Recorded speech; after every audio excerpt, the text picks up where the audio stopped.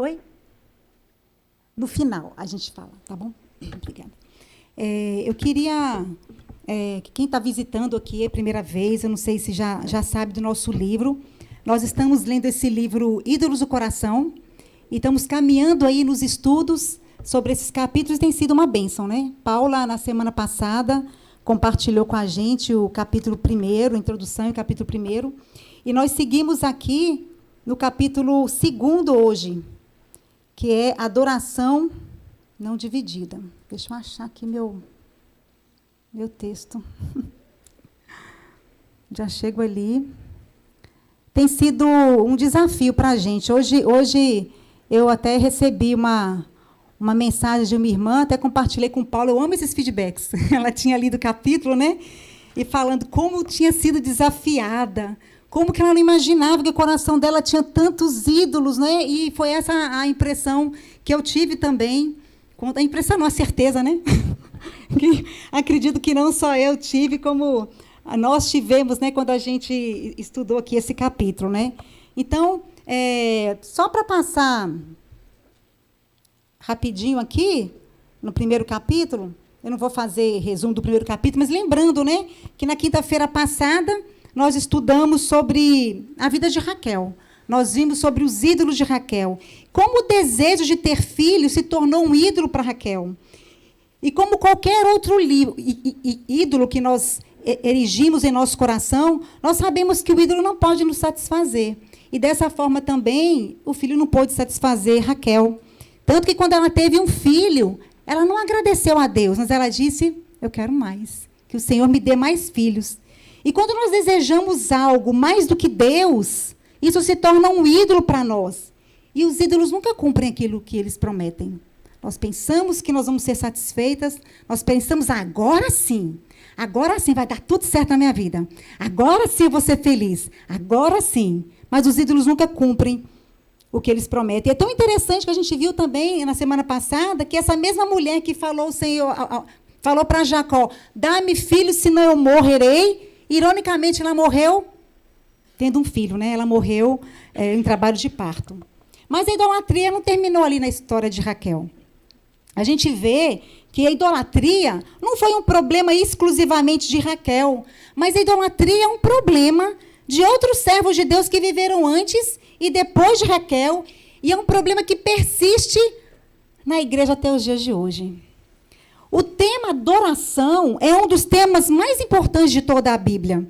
E de Gênesis a Apocalipse, a história bíblica, ela pode ser resumida de alguma maneira nesse conflito entre adoração e idolatria. Deus nos criou como seres adoradores, a sua imagem e semelhança. E porque Ele nos fez a sua imagem, Ele nos fez para adorá-lo. Vou falar nisso aqui. Ele nos fez para adorá-lo. E essa semana, eu estava ouvindo um sermão sobre idolatria do pastor Valdeci Santos, e ele falou uma coisa interessante. Ele fala o seguinte, que Deus não precisa de nada. Deus não precisa da gente, Deus não precisa de coisa alguma, Ele é completo em si mesmo, Ele é autossuficiente, todo-poderoso. E todas as vezes que a gente lê a Bíblia, quando a gente lê acerca de Deus, a gente lê acerca de um Deus que está provendo, um Deus que está cuidando, um Deus que está favorecendo as pessoas, que está cuidando de todas as coisas.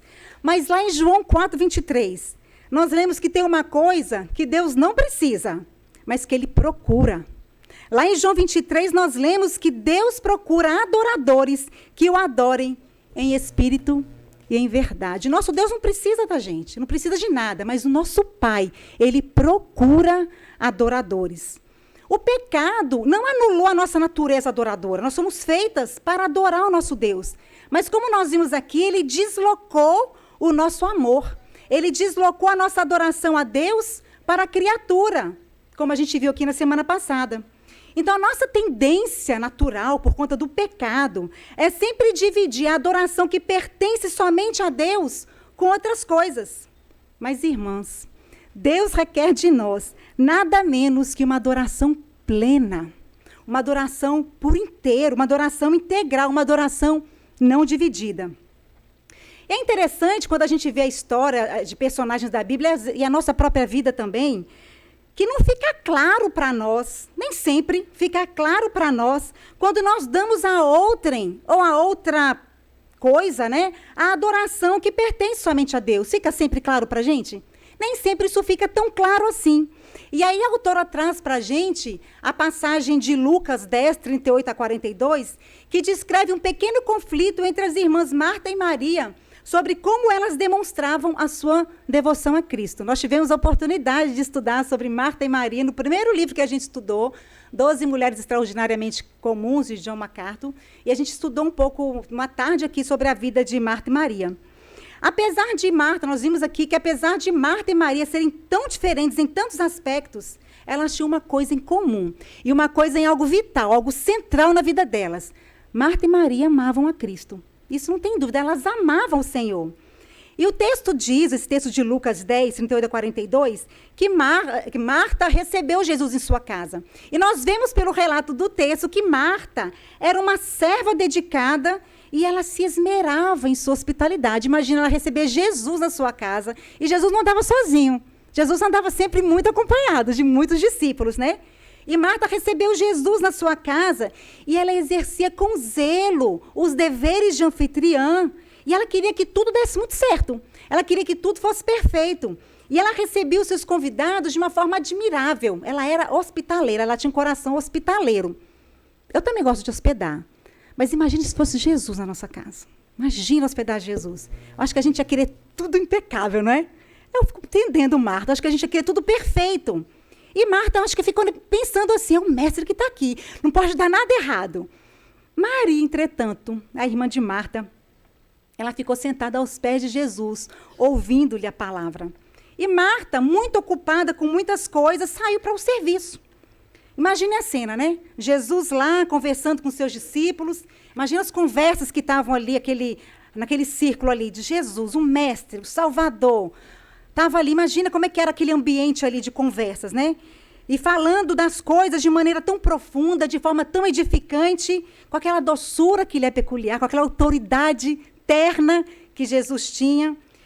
O instinto de Maria não foi outro, senão sentar aos pés de Jesus. Ela queria aproveitar, ela não estava preocupada com outras coisas. Marta não. Marta, preocupada com o serviço, voltou ao trabalho.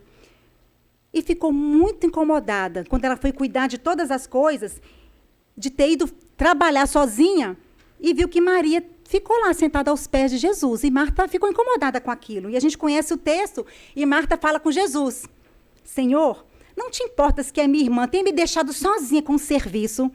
Imagina, quem tem irmã aqui, ou filho que trabalha sozinho, a gente às vezes, né? Poxa, como é que pode me deixar sozinha fazendo todas essas coisas? E Marta foi lá reclamar com Jesus, né? Não te importas que minha irmã tenha me deixado sozinha com o serviço? Fala com ela para me ajudar. Eu acho que ela esperava que Jesus fosse falar: claro, Marta, eu vou lá falar para Maria te ajudar. Mas não, Jesus respondeu para Marta: Marta, Marta, você está preocupada e inquieta com muitas coisas. Todavia, apenas uma é necessária. Maria escolheu a melhor parte e essa não lhe será tirada.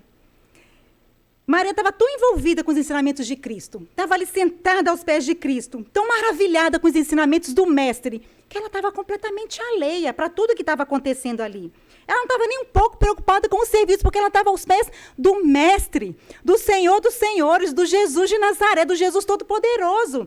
E ela sentou-se aos pés de Jesus e o escutou com uma devoção profunda, absorvendo cada palavra que Jesus dizia. Maria não estava sendo preguiçosa ali, mas ela entendeu a importância daquele momento. Muitas de nós, inclusive eu, quando leio esse texto, a gente se identifica com Marta, não é verdade? Tem gente, poxa vida, tem coisa para fazer mesmo, tem roupa para lavar, tem comida para fazer, tem serviço para fazer.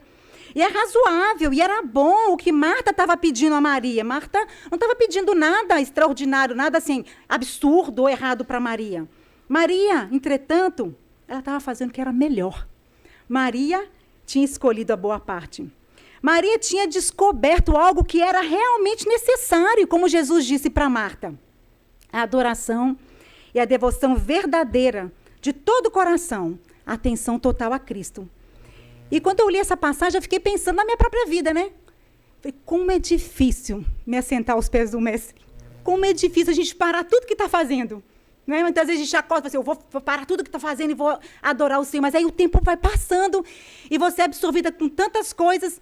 E eu fiquei pensando, né? Como é difícil, Senhor, me assentar aos teus pés. Como eu desejo me assentar mais aos teus pés. Eu acho que jamais, como a autora colocou aqui nesse estudo, jamais a gente vai conhecer alguém. Por mais que a gente às vezes pense que é dedicado ao Senhor, que trabalha para o Senhor, que ame ao Senhor. Mas, irmãs, nós nunca vamos conhecer alguém que seja excessivamente dedicado ao Senhor. Que é dedicado ao Senhor demais, que é inteiramente voltado a amá-lo. Na verdade, irmãs, como o Richard Baxter diz, é impossível amar demais o Senhor. É impossível amar demais a bondade infinita, ele diz. Então, nunca vamos dedicar além do que nós podemos ao Senhor, nunca vamos dedicar algo excessivo ao Senhor.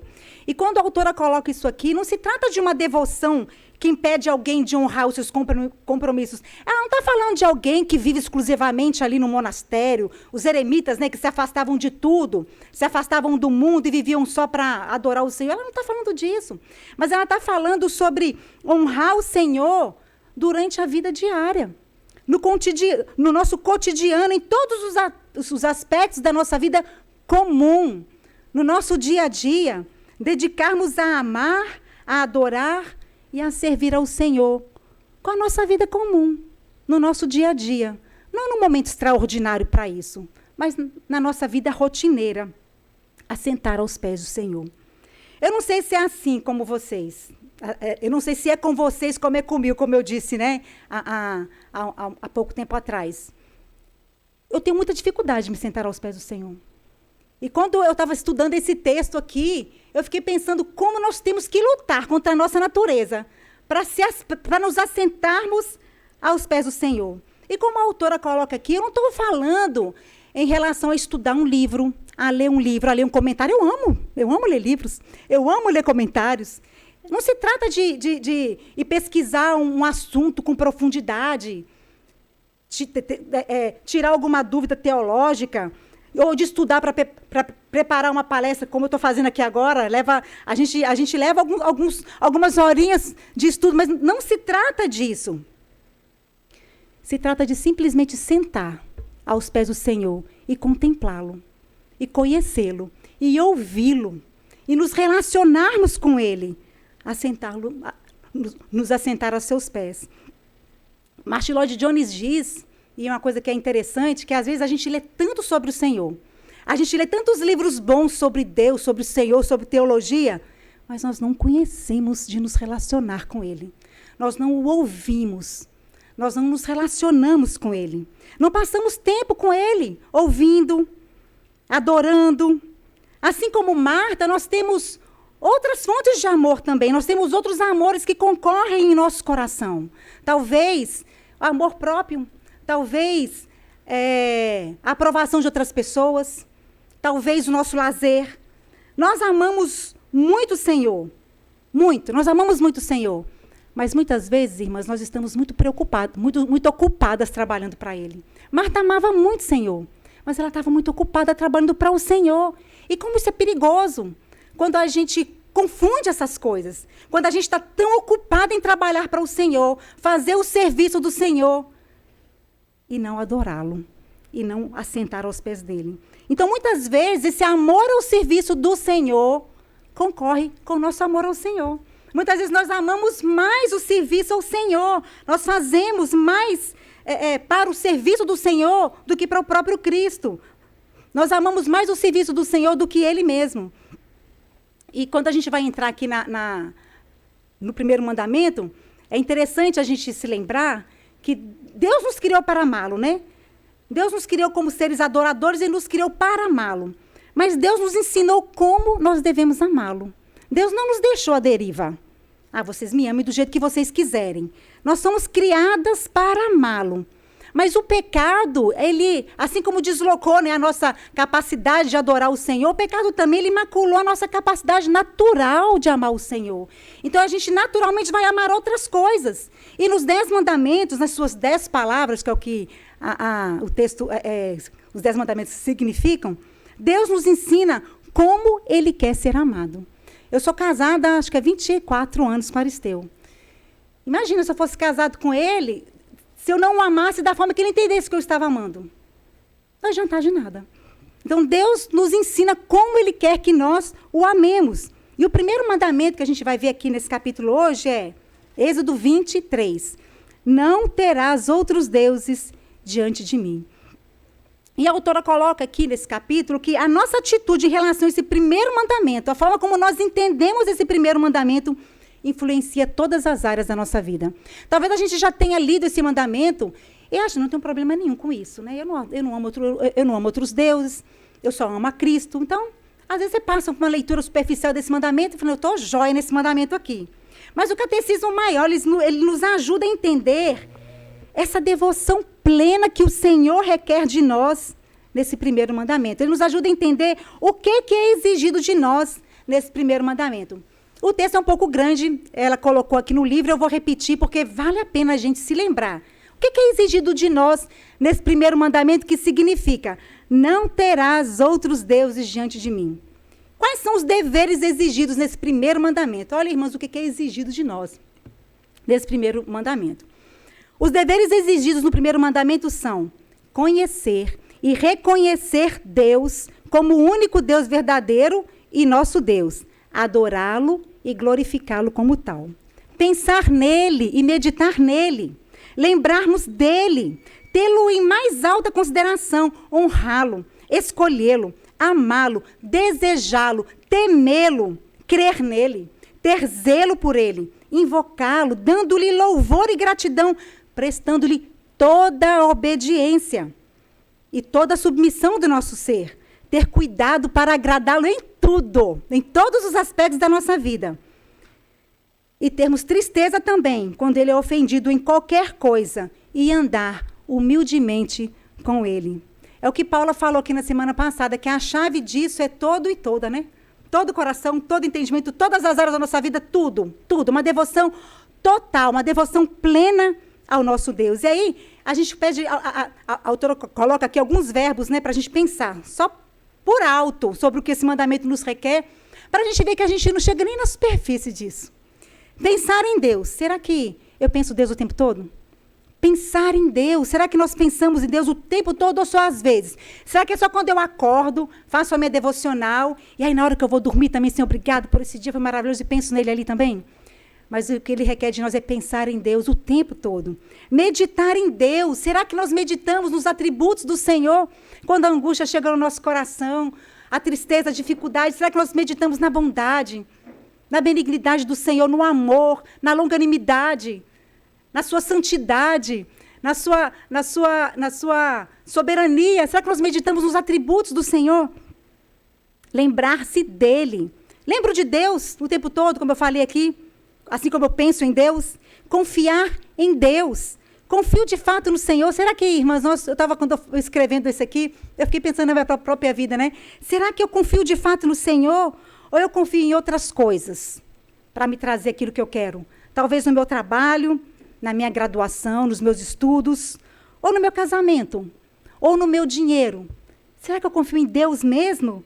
Ou nessas coisas todas aqui que a gente tem e que muitas vezes a gente confia muito mais nessas coisas do que no nosso próprio Deus? Adorar a Deus implica honrá-lo e confiar nele. Se a gente pudesse fazer um resumo, bem assim, resumidamente mesmo, ela coloca esses dois aspectos, essas duas facetas da adoração, que é honrar a Deus e confiar nele. Honrar a Deus é colocar Deus em primeiro lugar. É colocar o prazer e a glória do Senhor em primeiro lugar. Nos preocuparmos em adorá-lo em tudo, em colocá-lo em primazia na nossa vida. Significa respeitá-lo, estimá-lo, acima das opiniões daqueles que amamos. Mesmo quando aquelas pessoas que nós mais amamos têm alguma opinião diferente do nosso Deus, nós colocarmos o nosso Senhor acima dessas opiniões. Significa também, irmãs, honrar ao Senhor, ter disposição de sofrer por Ele, de ser perseguida por Ele, de ser, às vezes, desrespeitada por Ele, e ser perseguida por amor a Ele. Quando honramos alguma coisa, irmãs, ou alguém, mais do que a Deus, estamos adorando a falsos deuses no nosso coração. Isso é uma coisa que a gente tem que sempre se lembrar. E aí ela traz o exemplo do sacerdote Eli. O sacerdote Eli é um exemplo para a gente de que a gente não deve fazer. O O sacerdote Eli, ele não honrava a Deus, porque ele estava muito preocupado. Nós conhecemos a história de Eli. Os filhos de Eli eram filhos impiedosos, filhos que desobedeciam a Deus. E ele não estava preocupado em disciplinar seus filhos, em repreendê-los. Ele preferiu agradar os seus filhos do que honrar o próprio Deus. Ele preferiu agradar aqueles filhos rebeldes que ele tinha do que agradar a Deus. Então, quando os filhos de Eli agiam com impiedade, ele não os confrontou. E por honrar mais os seus filhos do que a Deus, não sabemos a história de Eli, o sacerdócio de Eli terminou. O prazer para Eli, né? Para Eli, o prazer em ter um relacionamento tranquilo com seus filhos, sem confronto, um relacionamento de paz, e até ter o amor dos seus filhos, a aprovação dos seus filhos. Esse prazer, esse amor para os seus filhos era como ídolo para Eli. E por isso ele não honrou o Senhor, porque ele preferiu honrar mais os seus filhos do que o Senhor.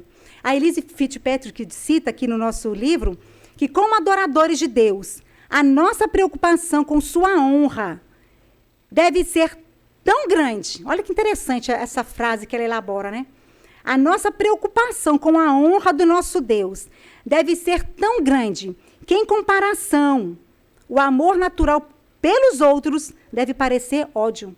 O meu amor por Deus deve ser tão grande que meu amor pelo meu filho, meu amor natural pelo meu filho, comparado com o amor que eu devo ter por Deus, deve ser comparado a ódio. Olha só que coisa, né? Quantas vezes, irmãs, nós, como Eli fez, nós nos curvamos para as exigências dos nossos filhos? Quantas vezes nós consentimos com seus desejos para deixá-los felizes, em vez de honrar a Deus? Nós nos calamos, nós não os repreendemos, nós não os confrontamos, para ter a aprovação deles, para eles não ficarem bravos com a gente, né? Não ficarem de cara feia. Quantas vezes nós assentimos para as coisas erradas que eles fazem? Muitas vezes até nós nos opomos à liderança dos nossos próprios maridos, para agradar os nossos filhos, para ficarmos bem com os nossos filhos. Nós nos opomos à liderança do nosso marido, para favorecer os nossos filhos. Estamos fazendo como Eli. Estamos honrando mais os nossos filhos do que a Deus. Para evitar que nossos filhos se frustrem. Aí nós queremos agradá-lo.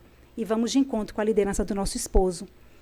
Adorar a Deus implica também, além de honrar a Deus, confiar nele. Adorar a Deus significa confiar em Deus. Não tem como adorar o Senhor sem confiar nele. E aí o negócio pega, né? Porque confiar em Deus, irmã, significa crer nele e obedecer às suas ordens. Obedecer às suas ordens, quando é bom para a gente, quando é confortável para a gente. Obedecer às suas ordens a qualquer custo. Custe o que custar. Obedecer às suas ordens. É crer que tudo que eu preciso para ser amado, para ser cuidado eternamente, já me foi concedido em Cristo. Tudo que eu preciso, eu tenho em Cristo. Significa, irmãs, que nada me faltará. Significa crer, né? Confiar em Deus. Significa crer que nada me faltará, porque o Senhor é meu pastor. Confiar em Deus significa crer que nada me faltará, porque o Senhor é o meu pastor. Eu sempre falo, quando eu falo desse versículo, que eu gosto daquela música que fala, se o Senhor é meu pastor, aquilo que eu não tenho, eu não preciso. Porque nada me falta, porque o Senhor é meu supremo pastor. E quantas vezes nós ficamos ao longo da nossa vida, não é? Angustiadas, apreensivas, pensando se nós teremos dinheiro suficiente para nos mantermos, não é? Na época de gasolina, explodiu o preço da gasolina. Será que eu vou ter gasolina, dinheiro para colocar gasolina no meu carro? Será que no final do mês eu vou ter dinheiro para pagar as contas? Será que eu vou perder meu emprego? Meu marido vai perder o emprego? Será? E você fica cheia de interrogações. Como é que eu vou fazer? Está tudo difícil. Como vai ser? E aí, por conta disso, por conta de ficarmos desconfiadas, preocupadas, irritadas, ao invés da gente confiar em Deus, o que a gente faz? A gente procura satisfazer o nosso coração. Eu mereço, né? Vou dar aqui um mimozinho para mim. Aí a gente gasta mais, ou a gente come demais, ou a gente explode com alguém. Não é verdade? A gente entra num processo de autojustificação e acha que pode fazer as coisas, porque, afinal de contas, as minhas situações são peculiares. Ou eu posso fazer esse tipo de coisa.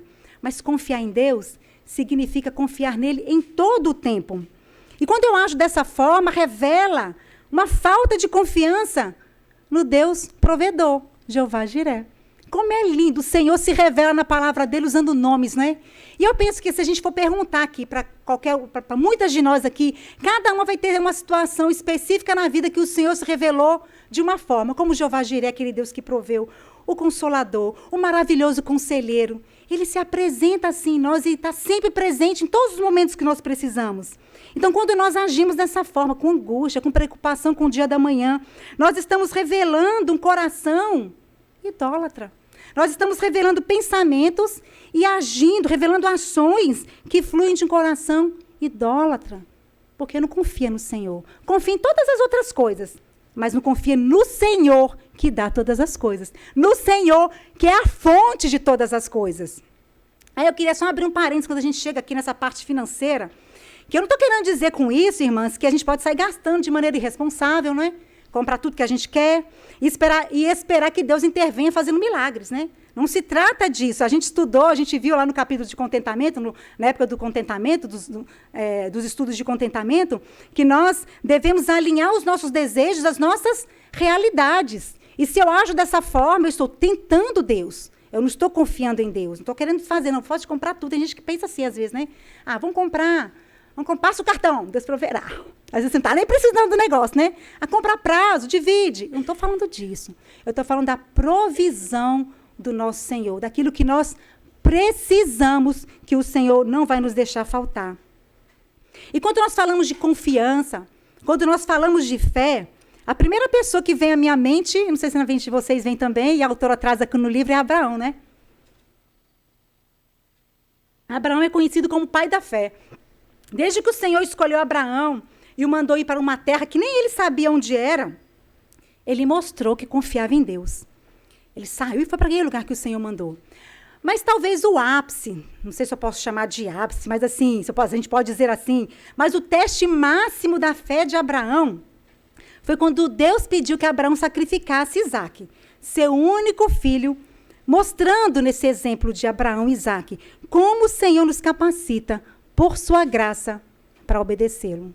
Esse eu acho que foi o teste máximo assim, da fé de Abraão. Abraão estava disposto a entregar ao Senhor o seu próprio filho, o seu único filho, o seu filho amado. E Deus sabia o quanto Abraão amava Isaque e pediu Isaque como sacrifício. Talvez teria sido fácil para Abraão imaginar que a vinda do Messias, do Senhor, do Salvador, dependia da capacidade dele, como pai, de proteger Isaque. Talvez ele pudesse responder assim para o Senhor, mas não, Senhor, tem que proteger meu filho, não é o Senhor que está falando comigo, não. Afinal de contas, a descendência prometida, o Senhor diz que vem de mim, que vem da minha semente. E aí nós olhamos para Abraão e vemos esse homem extraordinário, que nos deixou como um legado inabalável a fé dele, a ponto de oferecer a Deus o seu único filho. E vemos que, na verdade, Abraão foi um homem lapidado pelo Senhor. Ele não foi assim o tempo todo. Um homem como eu e você, a quem o Senhor vai lapidando, vai transformando, vai construindo. Nem sempre Abraão foi aprovado no teste da fé. Por 2 vezes, com medo de morrer, Abraão disse que a sua esposa Sara era apenas a sua irmã e colocou Sara em risco. Ele quis resolver da forma dele. Ele já sabia que ele teria uma descendência. Deus já havia prometido tudo para ele. Mas quando ficou com medo de morrer, ele falou que Sara era irmã dele. Ele não confiou no Senhor. Mas pela graça de Deus, quando o Senhor pede o filho para ele, pede Isaque para ele, Abraão foi capaz de confiar no poder e no plano do Senhor. E em Hebreus 11, na Galeria dos Heróis da Fé, que é um texto que todas conhecemos, nós lemos que Abraão considerou que Deus era poderoso até para ressuscitar Isaque dos mortos. Nós lemos lá em Hebreus 11, 19. Abraão não tinha nenhuma garantia disso. A gente podia dizer que Abraão tinha garantia disso. Ele não tinha nenhuma garantia disso. De que Deus pouparia Isaque, providenciando o carneiro, o cordeiro para o sacrifício. Ele não tinha nenhuma garantia disso. A única garantia que Abraão tinha, irmãs, era a promessa de Deus. Essa é a garantia que nós temos também, as promessas de Deus. E aí, Deus falou para Abraão que todas as famílias da terra serão abençoadas por meio de ti. E ao longo da sua vida, Abraão tinha aprendido a confiar em Deus. E naquele momento que o Senhor pediu Isaque para ele, Abraão se levantou de madrugada, a Bíblia diz. Se levantou cedo. Tomou Isaque, pegou a lenha, o cutelo, o fogo, e partiu para o encontro com o Deus no qual ele confiava. Abraão foi para se encontrar com o Deus que ele confiava. E eram 3 dias de caminhada até o Monte Moriá. E o que sustentou Abraão naquela caminhada, irmãs, foram as promessas de Deus. E a gente pode ficar imaginando como Abraão foi caminhando ali. Eu me lembro daquele versículo que eu gosto muito, do salmista, que diz: o que me consola na minha angústia é isso, que as tuas promessas me fortalecem. Eu imagino que Abraão deve ter ido angustiado para essa caminhada, não é? 3 dias ali, o coração devia estar ali, angustiado. Por muito menos a gente fica assim, não é verdade? Abraão deve ter ido ali angustiado. Eu fico pensando que durante aquela caminhada, ele deve ter ido pelo caminho afora, recordando cada uma das promessas do Senhor, como o salmista nos lembra aqui, e alimentado a sua alma. Cada vez que ele se lembrava de uma promessa: farei de ti uma grande nação, farei da tua descendência como o pó da terra. Conta as estrelas, Abraão, assim será a tua descendência. E ele ia combatendo a angústia dele, fortalecendo-se naquela angústia, se recordando das promessas do Senhor. Eu sou o Senhor Todo-Poderoso e te farei crescer muito em número. Eu te farei frutificar imensamente. De ti farei nações e reis procederão de ti. Talvez naquela caminhada Abraão ficava pensando, gente, que isso, né? O Senhor me prometeu isso, como é que ele está me pedindo a fonte dessas promessas, né? O veículo que vai me trazer essas promessas, como pode ser isso? Mas Abraão não vacilou. Ele confiou no Deus que prometeu aquilo para ele. Abraão creu nas promessas e obedeceu. E aí a gente vê uma diferença entre Abraão e Eli. Abraão amava seu filho. O próprio Deus falou: o teu filho é amado, o filho a quem tu amas. Assim como Eli, Abraão amava seus filhos. Mas Abraão amava seu filho, mas amava a Deus muito mais. Ele amava o Senhor muito mais do que ele amava o seu filho. Ele adorava a Deus, a ponto de estar disposto a entregar seu próprio filho a quem amava, por pura obediência ao Senhor. Abraão amava seu filho. E aí a gente lembra daquela frase que a autora fala lá atrás. Mas seu amor pelo seu filho, em comparação ao amor que ele tinha por Deus, era como um ódio. Se ele fosse comparar, podia ser comparado ao ódio, porque o amor que ele tinha por Deus era um amor muito maior. O sacerdote Eli podia até dizer que amava a Deus também, como amava seus filhos. Podia até dizer que amava mais a Deus. Ele era um sacerdote, era um ministro do Senhor. Mas as ações de Eli mostraram que os seus filhos é quem governavam o seu coração, não Deus. Muitas vezes a gente fala que ama o Senhor, mas as nossas ações revelam que está abrigado ali no nosso coração. Não era Deus que governava o coração dele. Nós confiamos no Deus que adoramos. Se nós adoramos nosso Senhor, nós necessariamente temos que confiar nele. E diante da adversidade, quando tudo parece que está perdido, parece que não há saída, que não há solução, quando o desemprego bate à nossa porta, quando a doença assola a família, quando a insegurança permeia todas as áreas da nossa vida, será, irmãs, que nós podemos dizer que confiamos em Deus? De verdade? Podemos dizer que confiamos nesse Deus que é sábio, cremos, né, que esse Deus é sábio, que ele é bom, que ele é poderoso o suficiente para fazer a sua vontade, que é boa, perfeita e agradável, e para nos conduzir em segurança até ele. E aí eu me lembro do Salmo 121, no último versículo, que fala, esse Salmo fala que o Senhor nos guarda, que ele é o guarda de Israel. E aí no último versículo o Salmo fala assim: o Senhor guardará a tua saída e a tua entrada, desde agora e para sempre. Aí Spurgeon, quando comenta esse versículo, fala: por que saída antes de entrada, não é? Você entra para depois sair, não é? Na verdade, nós estamos de saída para as mansões celestiais. Nós já estamos indo para as mansões celestiais e o Senhor está nos esperando lá. E ele vai nos guardar até lá. Como Paulo falou na quinta-feira passada, o nosso Deus, que nos deu graciosamente Jesus, seu único filho, para nos salvar, não nos dará graciosamente com ele todas as coisas? O Senhor nos guarda, desde agora, o salmista fala, e para sempre. Então, quando a adversidade chega e bate a nossa porta, será que a gente consegue ouvir? Eu sou o Senhor teu Deus Todo-Poderoso. Será que a gente consegue ouvir nosso Senhor?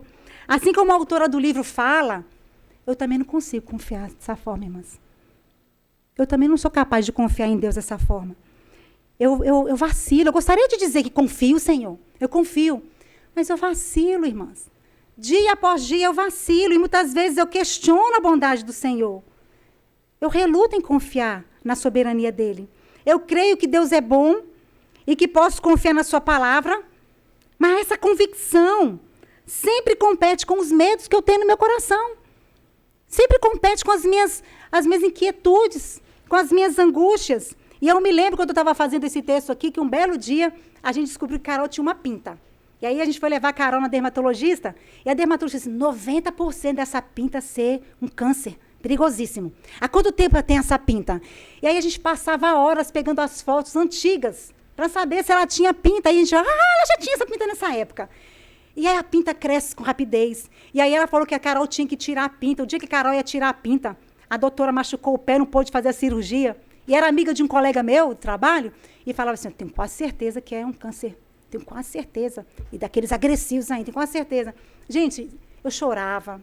Eu pegava uma régua para medir se a pinta dela crescia. Uma loucura. Então é fácil, às vezes, a gente falar que confia em Deus, mas quando algo parece tirar a nossa aparente segurança, porque nós não temos segurança. Mas quando algo parece tirar a nossa aparente segurança, quando algo parece tirar o nosso aparente controle das coisas, o controle que a gente acha que tem, mas que a gente não tem, aí a gente vê que a gente não confia no Senhor como deveria confiar. Nós falhamos, irmãs, em obedecer o primeiro mandamento. Nós falhamos em obedecer o Senhor e confiar nele. Interessante que nós confiamos no Senhor para a nossa salvação. Tenho certeza absoluta da minha salvação. Eu sei que Ele me salvou. Eu sei que Ele me comprou. Eu sei que Ele vai me levar para morar com Ele. Então, para as coisas espirituais, nós confiamos nele com uma facilidade, não é verdade? Mas em relação às coisas materiais, em relação à nossa saúde, ao nosso emprego, aos nossos filhos, às coisas comuns, parece que nós queremos agir da forma que nós achamos que é melhor. Não da forma que o Senhor quer, mas da forma que nós achamos que é melhor. Como, irmã, se Deus se importasse apenas com a nossa alma. Como se Deus não se importasse com a nossa vida, com os nossos problemas, com a nossa família, com aqueles que nós amamos. Deus se importa conosco por completo. Então, nós falhamos em obedecer o primeiro mandamento e elegemos outros deuses. O Deus da nossa autoconfiança, o Deus da nossa força, o Deus da nossa razão, o Deus do nosso amor próprio, da nossa autojustiça, o Deus dos nossos desejos. Queremos realizar os nossos desejos a todo custo. E eles viram nossos deuses. Os nossos desejos viram o nosso Deus. Em vez de desenvolvermos dia após dia a nossa confiança, a nossa devoção absoluta no Deus verdadeiro, em vez de nos assentarmos aos pés do Senhor, para ter com Ele um relacionamento profundo, um relacionamento de intimidade. Na verdade, é muito fácil a gente se confundir em relação ao nosso amor, não é? Não é tão claro assim como eu falei no início. Muitas vezes nós pensamos que amamos a Deus, mas nós nunca o amaremos de fato como ele merece ser amado. E a autora traz aqui um último exemplo, que é belíssimo, que é o exemplo de Pedro. Pedro é um exemplo vivo disso. O apóstolo Pedro, ele supunha que o seu amor pelo Senhor era maior do que qualquer outro amor, até maior do que outras pessoas amavam o Senhor. Ele chegou a falar, se o Senhor for escandalizar, se os outros escandalizarem, eu não escandalizarei. Eu irei com o Senhor até para a morte. Eu morrerei contigo. Ele tinha certeza que ele amava tanto o Senhor, que ele declarou essas coisas. Ele achava que adorava plenamente o seu mestre. Ele tinha certeza disso.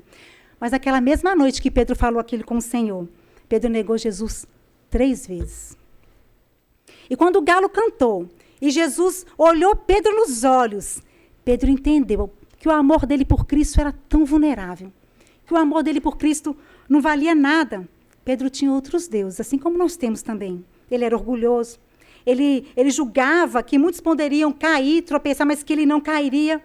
E quando os olhos de Pedro se cruzaram com os olhos do Senhor, ele saiu dali e chorou amargamente, o texto diz. Imagine, irmãs, olhar para os olhos do Senhor, que estava sendo morto para salvá-lo, e ele negar o Senhor. Imagine, irmãs. Nós não olhamos para os olhos do Senhor da forma que Pedro olhou, mas nós nos negamos também. Tantas e tantas vezes nós negamos o nosso Senhor. E Pedro aprendeu nesse relato, de forma muito dura, que ele era humanamente fraco. Assim como nós somos também, que ele não podia confiar na sua própria força e que ele deveria ser vigilante, cauteloso, confiando somente na força do Senhor. Quando nós confiamos na nossa própria força, irmãs, nós negamos o Senhor, nós caímos. E apesar do coração idólatra de Pedro, e eu acho essa história fantástica, porque a gente lembra da conversa que Jesus teve com Pedro lá atrás, né? Quando Jesus fala para Pedro que Satanás rogou para peneirá-lo, não é? E a gente vê que, apesar desse coração idólatra de Pedro, Jesus, naquele momento lá atrás, intercedeu por ele, para que a fé dele não desfalecesse. E, em sua misericórdia, ajudou Pedro a entender a sua fraqueza e confrontou Pedro ali na beira, na beira do rio, do mar. Me perdi aqui. E Jesus fala com Pedro. O diálogo que Jesus tem com Pedro é tão lindo. Jesus fala com Pedro: Simão, filho de João, ama-me mais do que os outros, do que estes outros? E por 3 vezes o Senhor fez a mesma pergunta a Pedro. Isso está lá em João 21:15. E por 3 vezes o Senhor fez a mesma pergunta a Pedro. E um comentarista, falando sobre esse texto, diz que parece provável que essas 3 perguntas, essa tripla repetição dessa pergunta, tinha o objetivo de recordar ao apóstolo as 3 vezes que ele negou Jesus. Olha a forma de Jesus confrontar-nos, né? De maneira terna, mas ele confronta. E há muitos detalhes ricos nesse diálogo de Jesus com Pedro, mas não é o nosso foco expor esses detalhes aqui. Mas um desses detalhes, é que Jesus, irmãs, não chamou Pedro pelo nome que Jesus deu a ele, né? Jesus chamou Pedro de Simão, o nome que ele tinha antes de ser encontrado por Jesus. Talvez para lembrar Pedro, como dizem alguns comentaristas, de que o comportamento dele, quando ele negou Jesus, era parecido com alguém que não conhece Jesus. Irmãos, quando nós adoramos outros deuses, quando nós negamos o nosso Senhor, quando nós dividimos a nossa adoração a outras coisas que não são o Senhor, nosso comportamento é como o de Pedro. Nosso comportamento é como o de alguém que não conhece Jesus. Não parece o comportamento de alguém que conhece Jesus.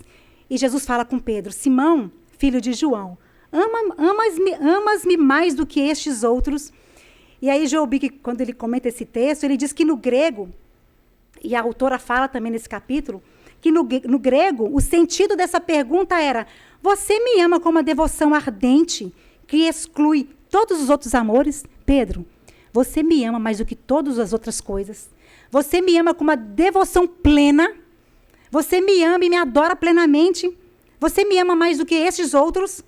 E talvez humilhado pela lembrança que Pedro tinha da sua queda, de ter negado Jesus há uns dias atrás, Pedro se recusou a usar o termo mais elevado para amar, que foi o verbo que Jesus usou. E Pedro usa uma palavra para amor substituta, que fala de um amor que não é tão devoto, que fala de um amor que não é tão forte assim, que quer dizer assim: sim, Senhor, eu tenho afeição por ti. Eu não te amo acima de todas essas coisas. Eu tenho afeição por ti. E 2 vezes Pedro se esquivou dessa pergunta do Senhor, desse amor devoto. 2 vezes Pedro se esquivou de responder como o Senhor. Mas na 3ª vez, Jesus muda a pergunta. Jesus fala para Pedro: tu me amas? E dessa vez, nessa 3ª vez, Jesus agora desceu ao nível de Pedro, usando o mesmo termo para amor que Pedro tinha usado quando respondeu Jesus. Jesus não perguntou mais: você me ama mais do que todas as outras coisas? Você tem um amor devoto por mim? Aí nessa 3ª vez, Jesus perguntou: você me ama um pouquinho? Você tem afeição por mim? Você me ama? Pedro se entristeceu, porque parecia que o Senhor Jesus duvidava de que ele realmente tivesse, pelo menos, essa humilde afeição pelo Senhor. Pedro, você realmente me ama? Você realmente tem afeição por mim? O texto fala que Pedro se entristeceu. E Pedro foi obrigado a reconhecer: Senhor, tu sabes todas as coisas. Tu sabes que eu te amo. O que Pedro queria dizer ali: Senhor, tu conheces o meu coração. Senhor, tu conheces os amores que competem aqui no meu coração pela minha adoração a ti. Tu sabes os amores que competem dentro de mim. Eu te amo. Mas tu sabes, Senhor, que eu falhei em te amar. Pois eu amei mais outras coisas. Eu amei mais outras pessoas. Eu amei mais a opinião de outras pessoas. A opinião delas a meu respeito. Eu amei mais a mim mesmo, confiando na minha própria força, em vez de depender de ti. Tu sabes, Senhor, não só talvez que eu te amo, mas tu sabes como que eu te amo. Tu conheces a fragilidade do meu amor por ti, Senhor. Tu conheces a vulnerabilidade do meu amor. E a resposta do Senhor Jesus foi algo assim: eu sei, Pedro. Eu sei dos amores que concorrem no seu coração e que você falhou em me amar. Mas agora que você também sabe da sua incapacidade de me amar, agora, Pedro, que você se arrependeu, que você sabe que você não pode depender de você mesmo, que você falha se você depender da força do seu próprio braço, agora sim, Pedro, apacenta as minhas ovelhas. Cuida do meu rebanho. Sirva-me, Pedro, cuidando do meu povo. Mas ao fazer isso, ao cuidar do meu povo, tenha em mente, Pedro, tenha sempre em mente que a quem você está servindo. Quando você cuidar daqueles que são meus, quando você apacentar minhas ovelhas, quando você cuidar do meu povo, quando você cuidar daqueles que eu te der, tenha em mente de quem você realmente está servindo, a quem você realmente está servindo, a quem você realmente deve adorar. Você está servindo a mim, e é a mim que você deve adorar, não é aos outros, não é o seu serviço, não é as opiniões dos outros. Pedro não pegou o Senhor Jesus de surpresa. Talvez a gente possa, poxa vida, será que o Senhor imaginou que isso não ia acontecer? Mas a gente sabe que o Senhor Deus, ele nunca é pego de surpresa. Então, Pedro não pegou o Senhor Jesus de surpresa. O Senhor sabia que Pedro era fraco e que ele falharia. Como acontece com todas nós. Nós também, quando nós falhamos, irmãs, nós nunca pegamos o Senhor de surpresa. Ele sabe das nossas fragilidades. Muitas vezes nós não permanecemos fiéis como Pedro. Nós não permanecemos fiéis, não agimos como deveríamos agir, porque assim como Pedro, nós abrigamos também no nosso coração os mesmos amores concorrentes que Pedro abrigava no coração dele. Talvez o amor até aos nossos filhos, à nossa família, ao nosso dinheiro, à nossa reputação, ao nosso bem-estar, ao nosso lazer, ao nosso descanso, às nossas horas de sono. São tantos amores que competem com o amor do Senhor no nosso coração. Nós temos medo, irmãs. Temos medo de sermos perseguidas, temos medo de sermos rotuladas, temos medo de sermos criticadas. E muitas vezes nós tememos a homens e não tememos o nosso Senhor. Temos medo de homens e não tememos o nosso Senhor. Somos iguais a Pedro. Mas a beleza das Escrituras, irmãs, é que a Bíblia registra essas falhas de grandes homens de Deus para nos encorajar, para nos consolar e para nos dar esperança. Pedro, assim como eu e você, pertencia a Cristo. E por mais que a fé de Pedro falhasse, ela nunca ia desfalecer. Sabe por quê? Porque o Senhor Jesus intercedeu por ele. O Senhor Jesus intercedeu por ele para que a fé dele não desfalecesse. Nós lemos lá em Lucas 21, de 31 e 34, a conversa que Jesus tem com Pedro, a exortação de Cristo a Pedro. E Jesus fala com Pedro: Simão, Simão, eis que Satanás vos reclamou para vos peneirar como trigo. E não se iludem, irmãs. Muitas vezes Satanás reclama a mim e a você também para nos peneirar como trigo. E Joel Big, quando comenta esse texto, ele diz que na língua grega, quando o diabo diz, o diabo vos reclamou, Satanás vos reclamou, quer dizer que ele exigiu, que ele rogou com muita ênfase: eu quero peneirá-lo como trigo. Mas a resposta de Jesus foi: mas eu que sou Deus e Senhor dos senhores, eu que passei na peneira de Satanás, sem pecado, recebi o direito de proteger vocês. Irmãs, que coisa maravilhosa. Por mais que o inimigo queira nos peneirar como trigo, por mais que ele queira nos afrontar, nos perseguir, o Senhor quem nos protege. O diabo nos quer. Jesus falando para Pedro, uma metáfora aqui, Jesus nos quer. A conversa de Jesus com Pedro. Jesus quer você, Pedro, mas eu mereci você. Muitas vezes acontece com a gente também. O diabo quer nos atacar, ele nos quer, mas ele não tem poder sobre nós. Jesus nos comprou com o seu próprio sangue. O diabo, irmãs, nunca pagou pelos nossos pecados. Mas Jesus pagou um preço de sangue pelos nossos pecados. Lá em Hebreus 7:25, eu estou caminhando para o final, diz que Jesus vive eternamente para interceder por nós. Irmãs, que coisa maravilhosa saber que o nosso Jesus, o nosso sumo sacerdote, ele está o tempo todo intercedendo por mim e por você. Que a cada batida do nosso coração, ele intercede por nós, ele se lembra de cada crente em particular, pelo nome, com detalhes, ele sabe de tudo a respeito da nossa vida, de cada eleito que foi dado em suas mãos, e ele intercede por cada um de nós, a cada batida do nosso coração. Ele vive para isso. E ele ora como um homem, irmãs. Hebreus fala também, cujos sentimentos e compaixões são para nós maiores que podem ser os sentimentos do nosso melhor amigo. Sabe quando uma mãe ora por um filho? A compaixão que essa mãe ora por um filho. A compaixão de Jesus é maior. O coração de Cristo está repleto de compaixão porque ele sofreu como nós. Ele foi tentado como nós. E ele experimentou a fraqueza humana como nós. E isso traz um conforto incrível para nós, irmãs. Isso traz uma esperança maravilhosa, porque as orações de Jesus, elas são sempre respondidas. Lidia orou no final pedindo que o Senhor responda as nossas orações segundo a sua vontade, né? Mas as orações do nosso Senhor Jesus, elas são sempre respondidas, e Ele intercede por nós para que a nossa fé não desfaleça. Sabe como o Senhor Jesus se lembra de mim e de você a todo instante?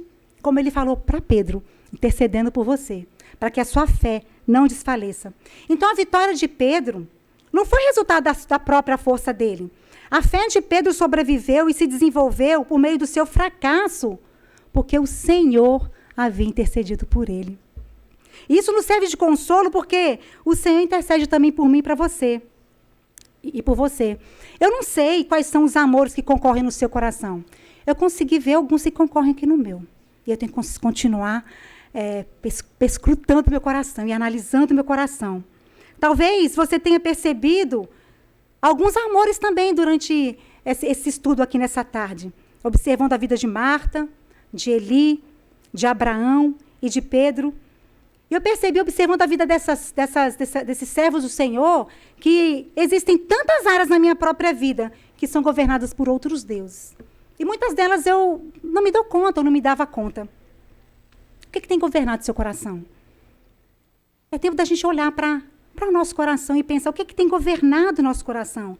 Em quem, irmãs, nós temos realmente confiado? É no nosso Senhor? É no nosso Salvador? Talvez você tenha sido fortemente confrontada por Deus hoje, quando Ele expôs ali para você os ídolos que o seu coração abriga. Mas a beleza do Evangelho, irmãs, é que Deus não faz isso para nos humilhar. Quando o Senhor nos confronta, quando o Senhor revela algo doloroso em nós, no nosso coração, Ele não faz isso para nos humilhar ou para nos reprovar, mas para nos restaurar, como Ele fez com Pedro, quando Ele perguntou para Pedro: Pedro, tu me amas? Lembre-se do que eu disse lá no início do estudo, que sempre teremos esse conflito entre idolatria e adoração no nosso coração, porque nosso coração é uma fábrica de ídolos. Nós vamos viver com esses conflitos no nosso coração. Jesus sabia que Pedro o negaria, mas por causa das orações de Jesus, a sua fé não desfaleceu. Mas a fé dele se desenvolveu e Pedro foi tremendamente usado por Deus. Nós sabemos que quase alguns dias depois, no Pentecostes, Pedro se levantou com audácia ali, pregou um sermão onde quase 3.000 se converteram. Pedro reconheceu sua fraqueza, reconheceu suas fragilidades, reconheceu que dependia do Senhor. E na fragilidade dele, confiando na força do Senhor, ele estava pronto para ser usado pelo Senhor. Então, a história de Pedro é para nós fonte de consolo. De saber que o Senhor trabalhou dessa forma na vida de Pedro, é consolo para nós, para todas nós, porque nós sabemos, irmãs, que nós sempre falhamos em adorar o Senhor. Quantas vezes nós falhamos essa semana? Quantas vezes nós havemos de falhar ainda? Mas assim como Pedro, nós temos um sumo sacerdote que vive para interceder por nós. Nós temos um sumo sacerdote que vive para interceder por mim e por você a cada partida do nosso coração, para que a nossa fé não desfaleça. E para que possamos, irmãs, não somente identificar os ídolos que o nosso coração abriga, mas destruí-los com a força que vem do nosso Senhor. Irmãs, que o Senhor nos abençoe, que o Senhor nos ajude nessa caminhada nossa, nessa luta contra a idolatria do nosso coração, a vivermos para Ele, a dependermos dEle, a reconhecer a nossa fragilidade, a nossa dependência dEle. Eu pedi para a Alete cantar uma música que é uma oração ao Senhor. Dizer que nós vivemos só para o Senhor. Eu sei que quando a gente cantar essa música, a gente já fala assim: eu não vivo só para o Senhor. Isso não é verdade na minha vida. Mas o que eu queria te chamar a fazer agora é se arrepender diante do Senhor. E confiar nas orações do nosso sumo sacerdote. Confiar que a força para nós adorarmos ao Senhor não vem de nós mesmas, mas vem do nosso Senhor.